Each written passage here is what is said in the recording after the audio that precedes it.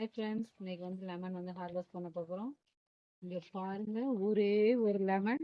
முதல்ல வீடியோ எடுக்கும்போது பார்த்தா வீடியோவே ஆன் பண்ணாம வீடியோ எடுத்து வச்சிருக்காங்க எங்க பாப்பா. இந்த லெமன் செடி பார்த்தீங்கன்னா அதுவா முளைச்சது. நாங்க வந்து வைக்கல. இந்த கொய்யாக்கா செடி மட்டும் நாங்க வச்சோம். இதுக்கு பக்கத்துல வந்து பார்த்தீங்கன்னா ஒரே ஒரு சுண்டக்காய் செடி இருந்தது. அதெல்லாம் வந்து நாங்க வெட்டிட்டோம். அப்புறம் இதுவும் அதுவாக தான் முளைச்சது. இது வந்து ஆரஞ்சா இல்ல நார்த்தங்காய் செடியான்னு தெரியல. போன வருஷம் வந்து போன சீசனுக்கு பார்த்தீங்கன்னா 1 2 காய்கள் தான் இருந்தது. இந்த சீசனுக்கு வந்து நிறைய காய் இருக்கு ஃப்ரெண்ட்ஸ்.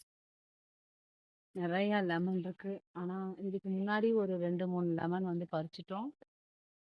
இப்போ ஒரே ஒரு பழம் தான் இருந்தது. ஒரு பழம் தான் வந்து பறிச்சிருக்கோம்.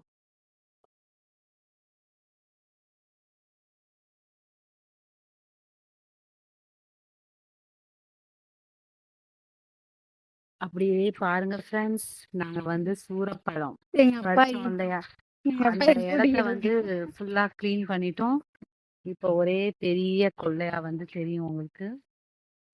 நான் சூரப்பழம் பப்பாளி இருந்த இடம்லாம் வந்து க்ளீன் பண்ணிட்டோம்.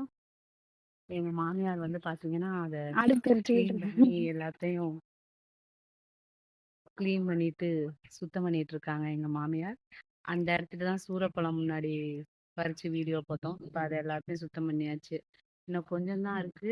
இதை ஃபுல்லும் இந்த கொள்ளை எல்லாத்தையுமே சுத்தம் பண்ணிட்டோம் அப்படின்னா இந்த கொள்ளையில ஏதாவது மரங்கள், ஏதாவது தேக்கு அது மாதிரி போடுறதுனாலும் போடலாம். இல்லை அப்படின்னா ஏதாவது விவசாயம் பண்றதுனாலும் பண்ணிக்கலாம். நெல், கடலை, உளுந்து அது மாதிரி முன்னாடி பண்ணதுதான்.